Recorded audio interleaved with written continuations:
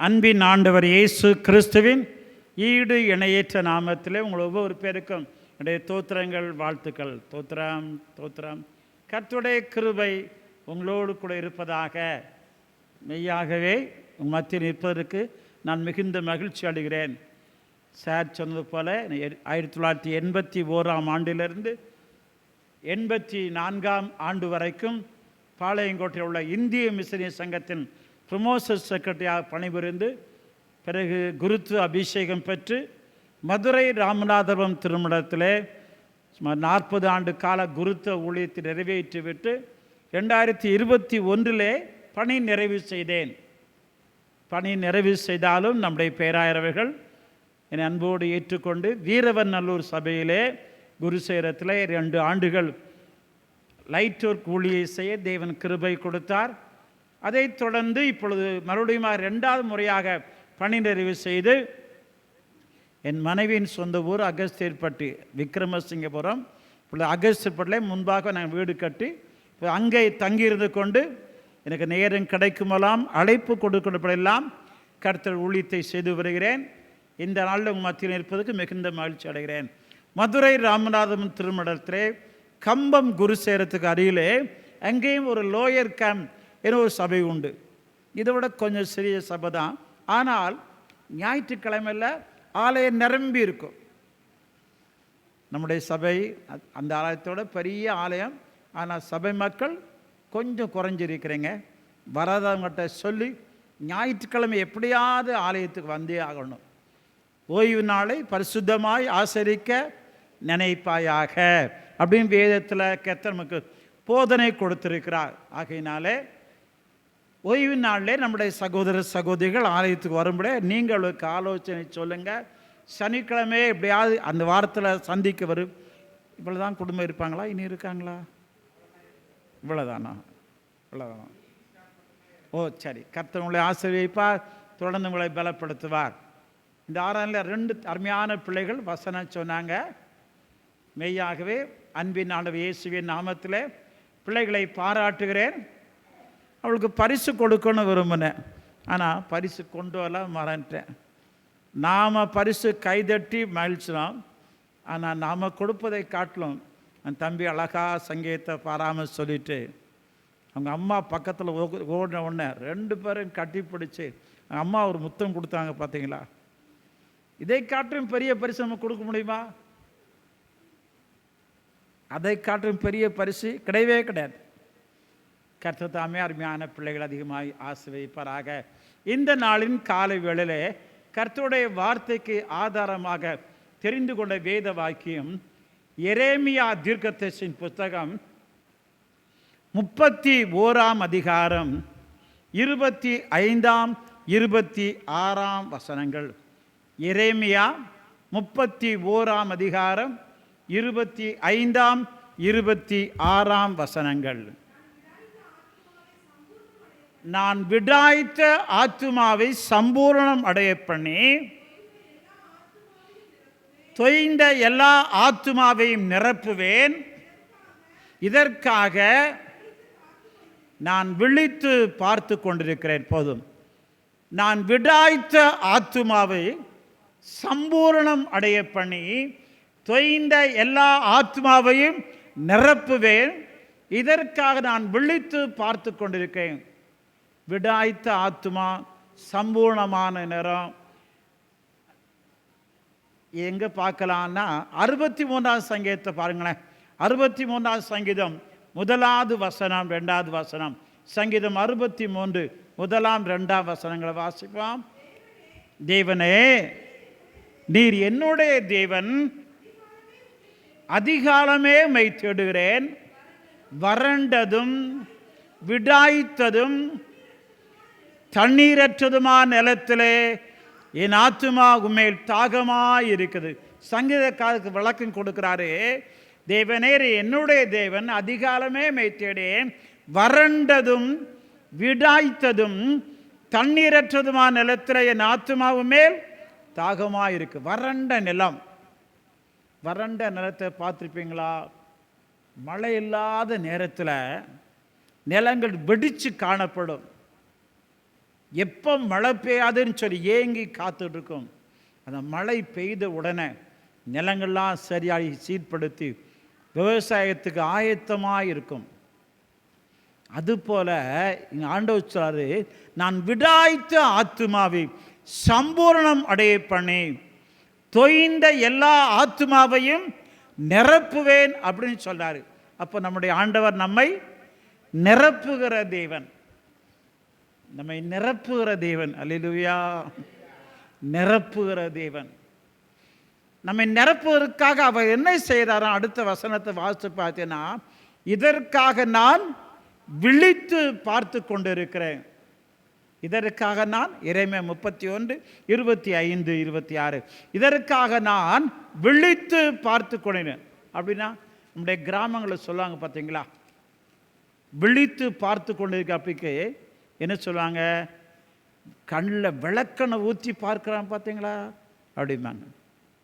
அதுபோல் நம்முடைய தேவன் உங்களையும் என்னையும் தேவனுடைய பிள்ளைகளையும் நிரம்பி வழிகிற வாழ்க்கை வாழ தேவன் நமக்காக விழித்து பார்த்து கொண்டிருக்கிறார். ரொம்ப கவனமாக பார்க்கிறாரு. நம்ம குறைவுபட்டிருக்கிறோம், தாழ்ச்சி அடைந்திருக்கிறோம், நம்மை நிரப்பும்படியாக நம் தேவன் விழித்து பார்த்து கொண்டு. அப்படின்னா தேவன் உங்களை நிரப்ப போகிறார். ஆமென். அல்லேலூயா.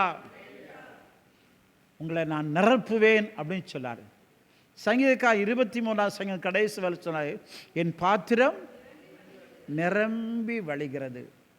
தாவீதின் அனுபவம், அவனுடைய வாழ்க்கை, அவனுடைய பாத்திரம் நிரம்பி வழிகிற பாத்திரமாக இருந்தது.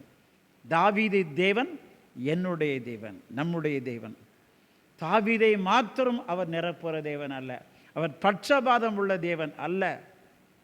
அவர் எல்லாரையும் நேசிக்கிறவர், அவருடைய பிள்ளைகளாக உங்களையும் நேசிக்கிறவர்.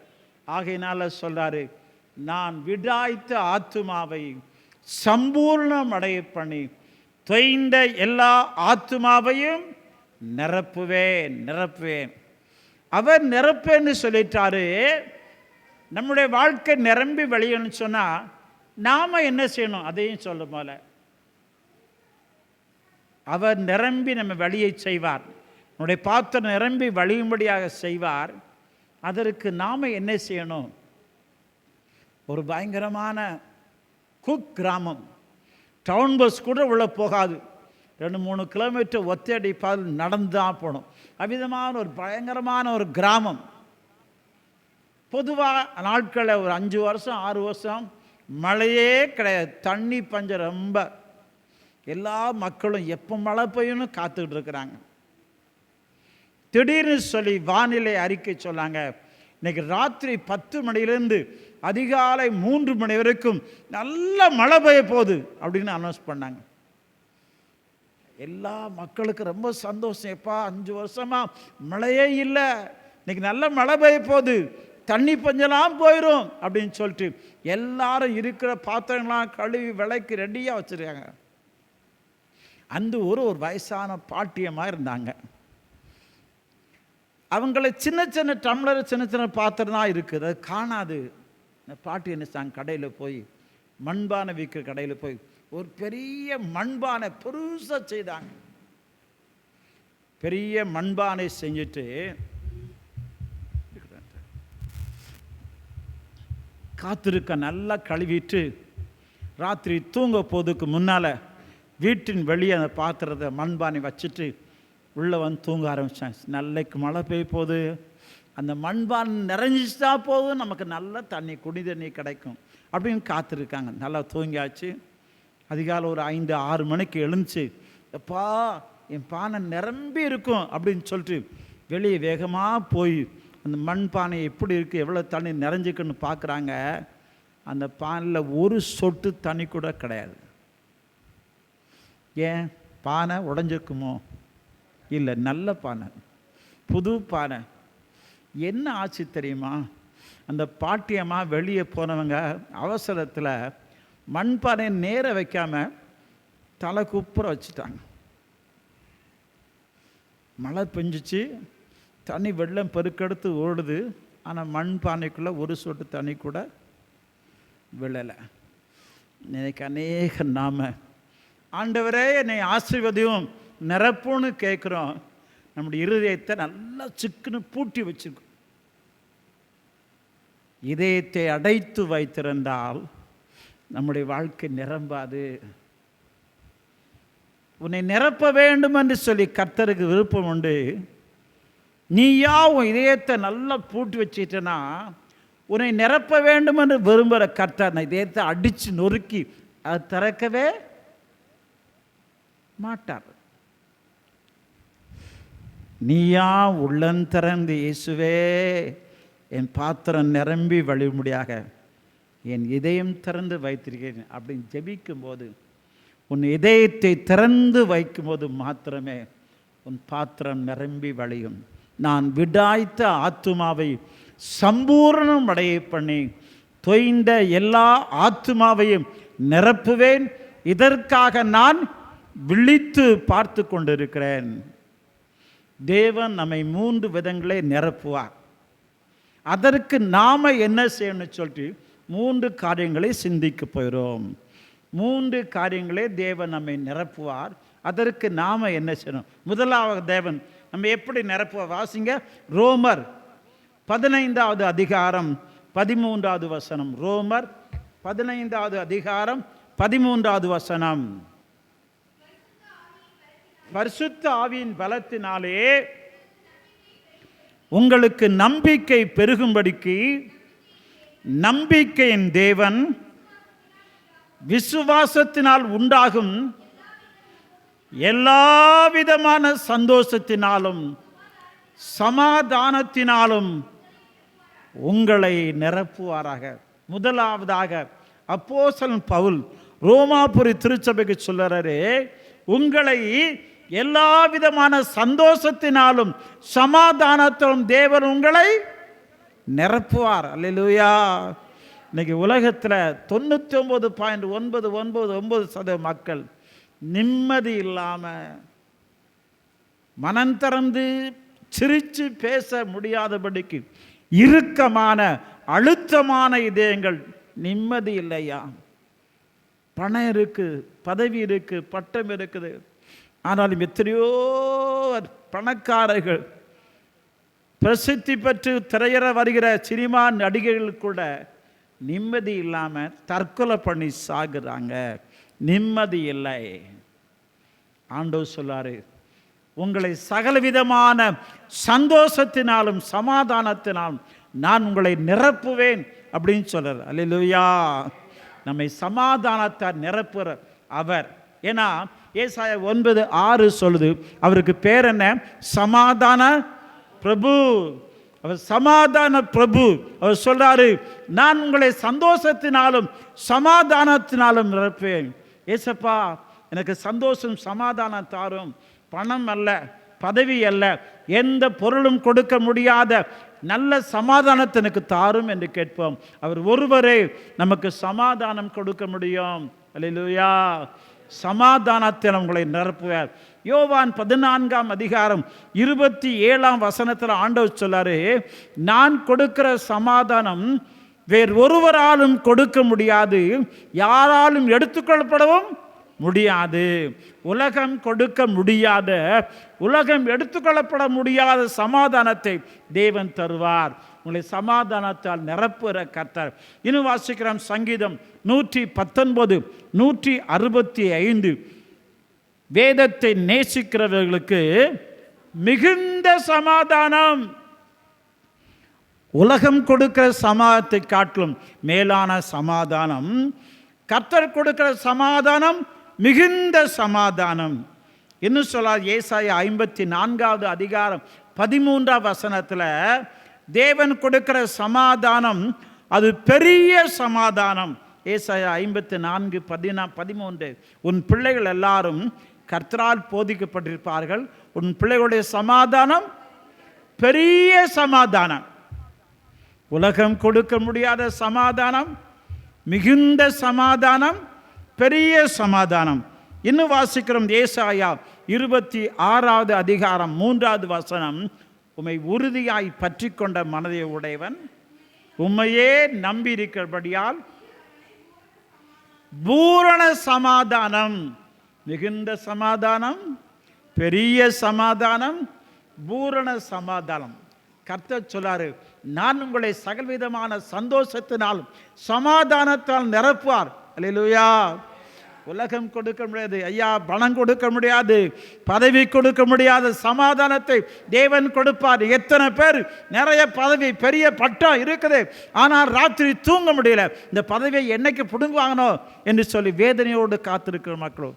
அப்படி அல்ல, தேவன் கொடுக்கிற சமாதானம் யாரும் கொடுக்க முடியாது. அவர் கொடுக்கிற சமாதானம் மிகுந்த சமாதானம். அவர் கொடுக்கிற சமாதானம் பெரிய சமாதானம். அவர் கொடுக்கிற சமாதானம் பூரண சமாதானம். இன்னும் வாசிப்போம். ஏசாயா 48வது அதிகாரம் 18வது வசனத்தில் அவர் கொடுக்கிற சமாதானம் நதியை போல சமாதானம். நதி பார்த்துருக்கீங்களா? சின்ன ஆறு இல்லை, நதி வேகமாக ஓடும் திரளான சமாதானம். கர்த்தாவே, நீர் சொல்லியிருக்கிறீர், நான் விடாய்த்த ஆத்துமாவை சம்பூரணமடைய பண்ணி தொய்ந்த எல்லா ஆத்துமாவையும் நிரப்புவேன். இதற்காக நான் விழித்து பார்த்து கொண்டிருக்கிறேன். முதலாவது தேவன் கொடுக்கிறது உலகம் கொடுக்க முடியாத சந்தோஷம், சமாதானம் தேவன் தருவார். இந்த சந்தோஷம் உங்களுக்கு வேணுமா? இந்த சந்தோஷம் எனக்கு வேணும். நான் என்ன செய்யணும் அந்த சமாதானத்தை பெற்றுக்கொள்ள? நான் என்ன செய்யணும்னு சொல்லி இதே ரோமர் 15வது அதிகாரம் 11வது வசனத்தில் சொல்றாரு. ரோமர் 15வது அதிகாரம் 11வது வசனம் 11. பிரஜாதிகளே, எல்லாரும் கர்த்தரை துதியுங்கள், அப்பொழுது சமாதானம். அல்லேலூயா. எப்போ சமாதானம் கிடைக்கும்? கர்த்தரை துதிக்கும் போது. ஏன்னா அவர் துதிகள் மத்தியிலே வாசமுடைய தேவன். சேனைகளின் கர்த்தர் பரிசுத்தர், பரிசுத்தர், பரிசுத்தர், பரிசுத்தர், பரிசுத்தர் என்று ஓயாமல் தூதர்கள் புகழ்ந்து கொண்டே இருக்கிறாங்க. அல்லேலூயா, அல்லேலூயா.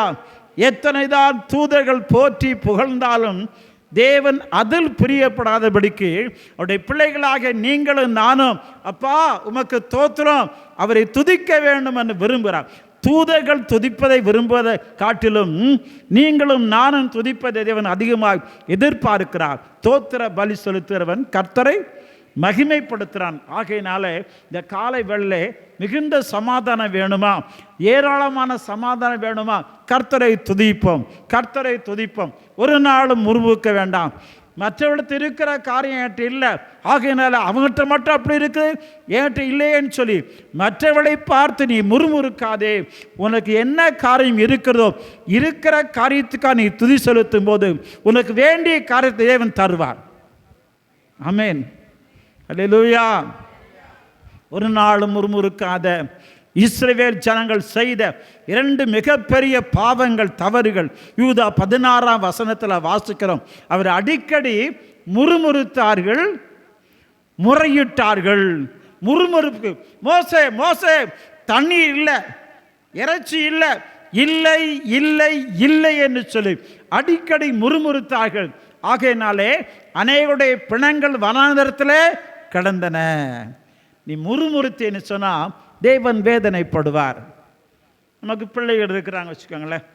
பிள்ளைகளை ஏதாவது சில நேரத்தில் அழுவாங்க. அழுகிற நேரம் நாம் என்ன செய்வோம்? நம்ம மாதிரி கட்டி பிடிச்சி அழகா கண்ணுக்குட்டி அப்படி முத்தம் கொடுப்போம். உடனே இந்த பிள்ளை ஆஃப் ஆயிரும். ஆனால் எவ்வளோதான் செய்தாலும் தொடர்ந்து ஒரு பிள்ளை அழுதுகிட்டே இருக்கு. நீங்கள் என்ன செய்வீங்க? அட்டி போட்டு கராதர அமைதாரு, கோபம் வரும். பார்த்தீங்களா? கரையாத, இறையாதே, முறுமுறுக்காதே, உன் தேவன் அதை அருவருக்கிறார். அல்லேலூயா. செய்ய வேண்டிய காரியமெல்லாம் ஏசப்பா உமக்கு தோத்திர ஐயா, உமக்கு தோத்திரம் கர்த்தாவே, உமக்கு தோத்திர ஐயா. யோசிச்சு பாரு, கடந்த 2-3 வருஷத்துக்கு முன்னால் 100 சேர்ந்து 1000 சேர்ந்து குழியில் ஒரே குழியில் போட்டு மூடுனாங்களே. உங்களுக்கும் எனக்கும் தேவன் கொடுத்த சுகத்துக்காக தோத்திரம். அரசாங்க மருத்துவமனை போகணும். அங்கே இருக்கிற மக்கள் கைவலி, கால்வலி, உடம்பு வலி, ஐயா ஐயம்மா கத்துறாங்களே.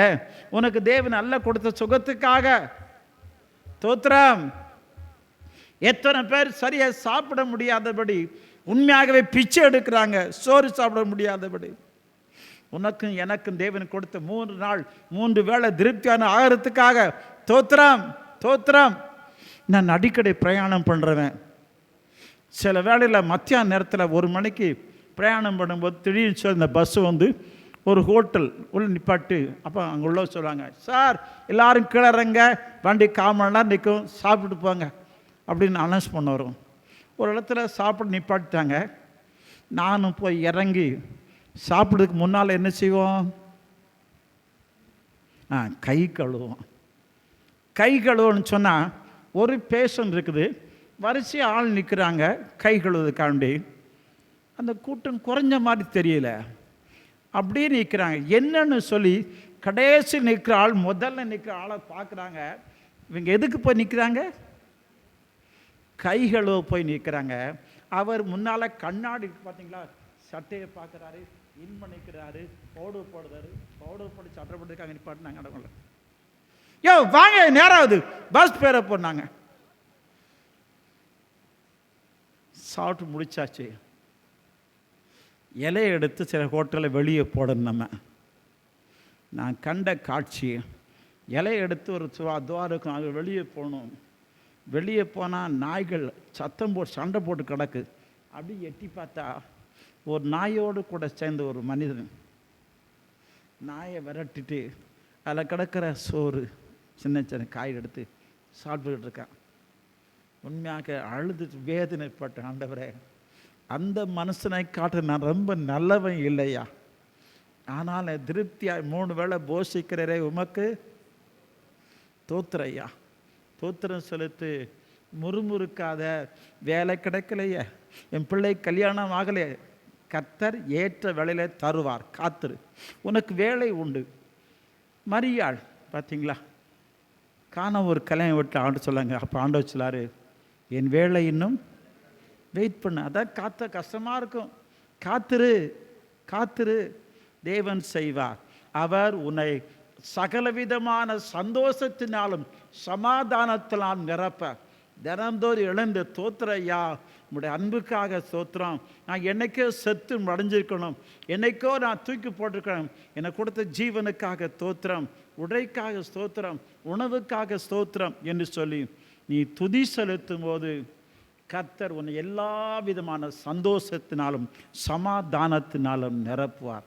நான் விடாய்த்த ஆத்துமாவை சம்பூரணம் அடைய பண்ணி தொய்ந்த எல்லா ஆத்துமாவையும் நிரப்புவேன். இதற்காக நான் விழித்து பார்த்து கொண்டிருக்கிறேன். முதலாவது சந்தோஷத்தினால் சமாதானத்தால் நிரப்புவார். அதற்கு நாம் துதி செலுத்த வேண்டும், தோத்திரம் செலுத்த வேண்டும். 2வதாக தேவன் நம்ம எப்படி நிரப்புவார் வாசிக்கலாம். நீதிமொழிகள் 8வது அதிகாரம் 20வது வசனம். நீதிமொழிகள் 8:20. நீதிமொழிகள் 8ஆம் அதிகாரம் 20வது வசனம். என்னை சிநேகிக்கிறவர்கள் மெய்ப்பொருளை சுதந்திரித்துக் கொள்ளும்படிக்கும் அவருடைய களஞ்சியங்களை நான் நிரப்பும்படிக்கும். போதும். 2வதாக நம்முடைய களஞ்சியங்கள் நிரம்பி வடியும். அல்லேலூயா, அல்லேலூயா. உன் களஞ்சியங்களால் நிரப்புவேன். நான் விடாய்த்த ஆத்துமாவை சம்பூர்ணம் அடைய பண்ணி தொய்ந்த எல்லா ஆத்மாவையும் நிரப்புவேன். இதற்காக நான் விழித்து பார்த்து கொண்டிருக்கிறேன். உன் களஞ்சியத்தை நான் நிரப்புவேன். இதுக்கு நல்ல பகுதி உபாகமம் 28வது அதிகாரம் 3வது வசனம் வாசிங்க. நீ பட்டணத்திலும் ஆசீர்வதிக்கப்பட்டிருப்பாய், நீ வெளியிலும் ஆசீர்வதிக்கப்பட்டாய். கர்த்தர் உன் களஞ்சியங்களை நிரப்புவார் அப்படின்னு சொல்றதுக்கு உபாகத்தில் வாஸ்தவம். நீ பட்டணத்திலும் ஆசீர்வதிக்கப்பட்டிருப்பாய், வெளியிலும் ஆசீர்வதிக்க. 4வது வசனம், உன் கற்பத்தின் கனியும் உன் நிலத்தின் கனியும் உன் மாடுகளின் பெருக்கமும் ஆசீர்வதிக்கப்பட்டிருக்கும். உன் வீடு, உன் கற்பத்தின் கனி, உன் ஆடு மாடு எல்லாம் ஆசீர்வதிக்கப்படும். வசனம் 5, உன் கூடையும் மாப்பிசையர் உன் தொட்டியும் ஆசீர்வதிக்கப்படும். வசனம் 6, நீ வருகையிலும் ஆசீர்வதிக்கப்பட்டிருப்பாய், நீ போகையிலும் ஆசீர்வதிக்கப்பட. வசனம் 7,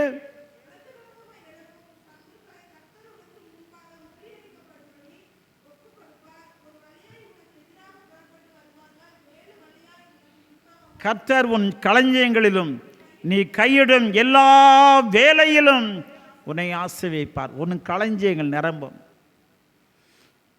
நம்முடைய களஞ்சியங்கள் இதுவரைக்கும் நிறைஞ்சு தெரியுமா? ஒரு 10ஆம் தேதி வரைக்கும் எல்லாம் நிறைஞ்சிருக்கும். 15ஆம் தேதி 17ஆம் தேதி சீரக டப்பா காலி, மிளகு டப்பா காலி, அரிசி வச்சுக்க பாத்திரம் காலி.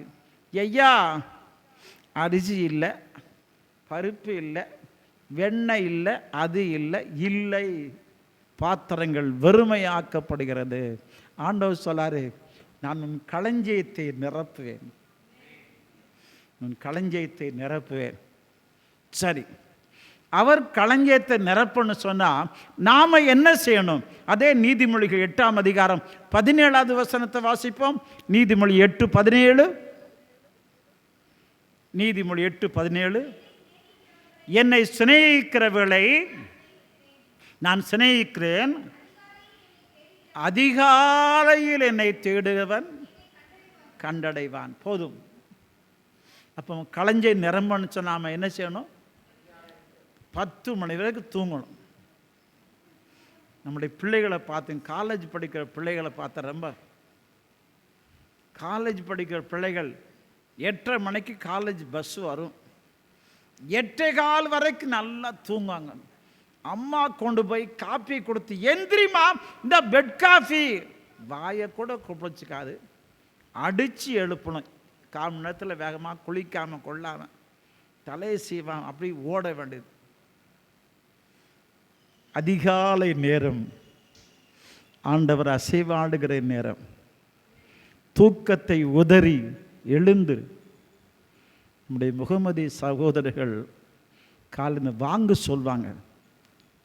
அப்போ கவனிச்சான்னா, தூக்கத்தை விட்டு தூக்கத்தை உதறி தொழுகைக்கு வா, தூக்கத்தை உதறி தொழுகைக்கு வா. கர்த்தர் நல்லவர் என்பதை ருசித்து பாருங்க. நீ அதிகாலை தூக்கத்தை உதறி போட்டு அப்பான்னு சொல்லி காலையில் காத்திருந்தேன்னா உன் களஞ்சி நிரம்பும். வேதம் ஒரு நாளும் பொய் சொல்லாது. அல்லேலூயா. உன் களஞ்சி நிரம்பணுமா? அதிகாலே காத்துரு. நான் கர்த்தருடைய கிருபையினால வெளியே ஊழியத்துக்கு அநேக பயன்படுத்துகிறாங்க. சில ஊழியத்தை போயிட்டு ராத்திரி தூங்குறதுக்கு ரொம்ப பிந்திரும், சாப்பிட்டு தூங்குவேன். எவ்வளோதான் பிந்தி தூங்கினாலும், குறைந்தபட்சம் ரொம்ப பிந்தி தூங்கினா 5 மணிக்கு தட்டுவார், ஏந்திரி முழங்காற்போடு ஜெபம் அப்படிம்பார். அப்போ நான் சொன்னேன், ஏசப்பா, ராத்திரி ஊழியத்தை முடிச்சுட்டு நிறைய பாட்டு பாடினேன், நிறைய செய்தி கொடுத்தேன், ஆகையினால கொஞ்சம் தூங்கிக்கிறதேன், அப்படி இப்படி புரண்டு படுப்பேன். பார்ப்பார், இல்லையா தம்பி, எழுந்துரு, முழங்கால் போடு. ஏசப்பா, ராத்திரி பிந்தி தூங்கிட்டேன், கொஞ்சம் 10 நிமிஷம் தூங்கிட்டேன், அப்படி இப்படி புரண்டு படுப்பேன். ஆண்டவர் பார்ப்பார், இவனை எழுப்புக்கு சரியான வழி, நீ புரண்டு பொண்ணு படுத்துக்கிட்டிக்கோ அப்படின்னு சொல்லிட்டு மூக்குக்குள்ளே கொசு போயிடும். அதுக்கப்புறம் எழுந்த முழங்காற்படி போட்டு, இன்னும் உம்மை அறியணுமே, இன்னும் உம்மை அறியணுமே, இன்னும் கேட்ட சேரணுமே, இன்னும் கேட்ட சேரணுமே, ராஜா உம் பிரசன்னம் போதுமையா, எப்போதும் எனக்கு போதுமையா, ராஜா உம் பிரசன்னம் போதுமையா, எப்போதும் எனக்கு போதுமையா. அதிகாலை ஜோனும் போது கர்த்தருடைய பிரசன்னம் மகிமையாய் அசைவாடும். ஆண்டவர் சொல்றாரு, நான் விடாய்த்து ஆத்துமாவை சம்பூர்ணம் அடைய பண்ணி தொய்ந்த எல்லா ஆத்துமாவையும் நிரப்புவேன், அதற்காக நான் விழித்து பார்த்து கொண்டிருக்கிறேன். உங்களுடைய உள்ளத்தை சந்தோஷத்தினாலும் சமாதானத்தால் நிரப்புவார். அதுக்கு தோத்திரம் செலுத்து, துதி செலுத்து. உன் களஞ்சியத்தை நான் தானியத்தால் நிரப்பேன், அதற்கு அதிகாலமே காத்திருந்து ஜெபம். மூன்றாவதா தேவன் நம்ம எப்படி நிரப்புவார்? வாசிங்க. சுவிசேஷ வாக்கியமாக வாசிக்க கேட்ட லூக்கா 5ஆம் அதிகாரம் 6ஆம் 7ஆம் வசனங்கள். லூக்கா 5ஆம் அதிகாரம் 6ஆம் 7ஆம் வசனங்கள். அந்தபடியே அவர்கள் செய்து தங்கள் வலை கிழிந்து போகத்தக்கதாக பிடித்தார்கள். அப்பொழுது வந்து சைகை காட்டினார்கள். அவர்கள் வந்து 2 படகுகளும் அமிழத்தக்கதாக நிரப்பினார்கள். உன் வெறுமையான படகுகள் நிரம்பி வழியும். இந்த மீன் பிடிச்சவங்க பேதுரு யாக்கோபுங்க நிற்கிறாங்க. அவங்களாம் மீன் பிடிக்கல புதுசாக அனுபவம் இல்லாங்களா? இல்லை. தூத்துக்குடி கடலில் போய் பார்த்தீங்கன்னா அந்த மீன் அருமையான சகோதரர்கள் சின்ன 6 வயசு 7 வயசு கடல் ரொம்ப சந்தோஷப்பட கூடி டைவ் அடிப்பாங்க. நமக்கு பயமாக இருக்கும். சின்ன பையனாக்கா அம்பாட்ட உள்ளே போகிறானே ஒன்றும் செய்யாதே. அப்படி சின்ன வயசுலேருந்தே அனுபவப்பட்டவங்க தான் இவங்க. ராத்திரி முழுதும் மீன் பிடிக்கிறாங்க. ஒரு மீன் கூட கிடைக்கலையே. ஏக்கம், வெறுமை. ஐயா, மீன் பிடிக்காம ஊருக்குள்ளே போனா சோம்பேறி. மீன் பிடிச்ச ஒரு மீன் கூட கிடைக்கல. கேள்வி பண்ணாங்களா? வலைகளை அலசிக்கிட்டு இருக்கிறாங்க. ஆண்டவர் சொல்லாரு, வலது புறமாய் வலைகளை போடு. போட்டாங்க. வலை கிழிந்து போகத்தக்கதாக, படகு அமிழத்தக்கதாக மீன்களால் தேவன் நிரப்பினார். அல்லேலூயா.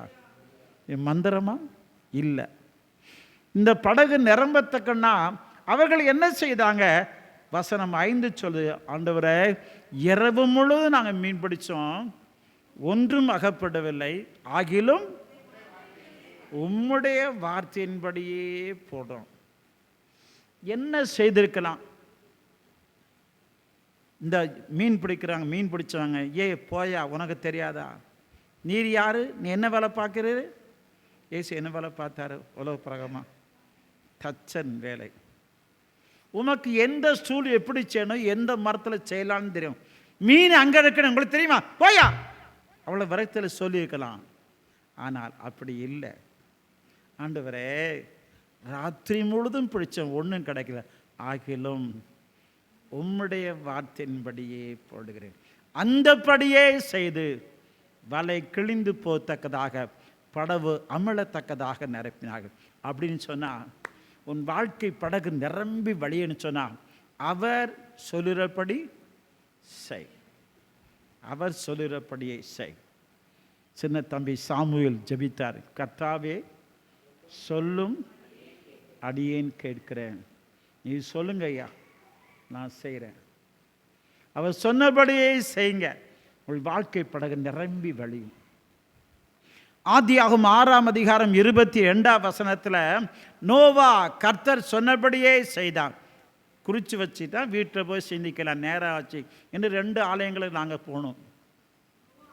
நோவா அப்படியே செய்தான். ஆனால் வசனம் 7:1 வாசிக்கிறோம், தேவன் அவனையும் அவனுடைய குடும்பத்தாரையும் பேழையில வைத்து பாதுகாத்தார். கர்த்தர் சொன்னபடியே நோவா செய்தான். அவன்படியினால் அவன் குடும்பம் மட்டும் அழிவு நின்று பாதுகாக்கப்பட்டது. யாத்திராகமம் 40ஆம் அதிகாரம் 16ஆம் வசனம் 19ஆம் வசனம், அந்த 40ஆம் அதிகாரம் முழுதும் பார்த்தீங்கன்னா கர்த்தர் சொன்னபடியே மோசே செய்தார், மோசே கர்த்தர் சொன்னபடி செய்தார் அப்படின்னு நிறைய வசனம் வாசிக்கிறோம். மோசே கர்த்தர் சொன்னபடி செய்தபடியாலே கிடைத்த ஆசீர்வாதம். வசனம் 34, கர்த்தருடைய மகிமை வாசஸ்தலத்தை நிரப்பிற்று. மோசே கர்த்தர் சொன்னபடி செய்தான், அவன் வாசஸ்தலம் முழுதுமாக கர்த்தருடைய பிரசன்னம் நிரம்பிற்று. யோசுவா 11:9 வாசி பார்த்தினா கர்த்தர் சொன்னபடியே யோசுவா செய்தார். ஆகையினாலே யோசுவா 6:27 சொல்லுகிறது, கர்த்தர் யோசுவாவோடு கூட இருந்தார், அவன் கீர்த்தி தேசமெங்கும் பரவிற்று. இன்னும் ஒரு வசனம், யோவான் 2ஆம் அதிகாரம் 5ஆம் வசனம். யோவான் 2:5, அவர் உங்களுக்கு என்ன சொல்கிறாரோ அதன்படி செய்யுங்கள், செய்தார்கள். தண்ணீர் திராட்சை ரசமாய் மாறிட்டு முந்தின ரசத்தை பார்க்கலும் பிந்தின ரசம் ருசிகரமாக இருந்தது. அப்படியே கல்யாண வீடு நிரம்பி வளைஞ்சு. ஆண்டவர் சொல்லாரு, நான் விடாய்த்த ஆத்துமாவை சம்பூர்ணம் அடைய பண்ணி தொய்ந்த எல்லா ஆத்துமாவையும் நிரப்புவேன். இதற்காக நான் விழித்து பார்த்து கொண்டேன். ஆண்டவர் சொல், நான் உங்களை நிரப்புவேன், நான் உங்களை நிரப்புவேன், சந்தோஷத்தினாலும் சமாதானத்தை நிரப்பேன். நீ தோத்திரம் செலுத்து, எனக்கு நன்றி செலுத்து. உன் வாழ்க்கை, உன் களஞ்சியம் தானியத்தால் நிறையும். அதிகாலமே ஜெபமனு. வெறுமையான படவுகள் வலை கிழிந்து போகத்தக்கதாக, படவு அமிழத்தக்கதாக நிரப்பேன். அதற்கு அவர் சொன்னபடியே செய். ஜெபமனுமா, ஆண்டவரே, என் வாழ்க்கை படகு நிரம்பி வழியணும். என் உள்ள சந்தோஷத்தை சமாதானத்தை நிரப்பணும். என் களஞ்சியங்கள் தானியத்தால் நிறையணும். நான் வெறுமையாக இருக்கிறேன் கர்த்தாவே, என் நிரப்புன்னு கேட்போமா? பரிசுத்தமுள்ள தகப்பன், சர்வ வல்லமுள்ள ஆண்டவர், நான் நிரம்பி வழிகிற பாத்திரமாய் வாழ வேண்டும் என்று விரும்புகிறார். ஜெபமனுமா? கிருபை நிறைந்த நல்ல இயேசு ராஜா, இந்த பரிசுத்த நாளுக்காக ஸ்தோத்திரிக்கிறேன். எங்களை நிரம்பி வழிகிற பாத்திரமாய் மாற்றுவேன்னு சொல்லியிருக்கிறேரே, நன்றி கர்த்தாவே. நான் அதிகாலமே ஜெபிக்க, உம்மை தினந்தோறும் துதிக்க, நீர் சொன்னபடியே செய்ய எங்களுக்கு பலன் தாரும். அருமையான பிள்ளைகள் ஒவ்வொரு பேரையும் நீர் நிரப்பி அனுப்பும், ஆசீர்வதியும். சபை ஊழியருக்காக, குடும்பத்துக்காக ஸ்தோத்திரம். இந்த பகுதியில் உழைக்கிற அருமையாக இன்னொரு ஊழியருக்காக ஜெபிக்கிறேன். தொடர்ந்து எங்களை பயன்படுத்தும். உமக்கே மகிமை உண்டாகட்டும். மீட்பர் இயேசு கிறிஸ்துவின் நாமத்தில் ஜெபிக்கிறோம் பிதாவே. ஆமென்.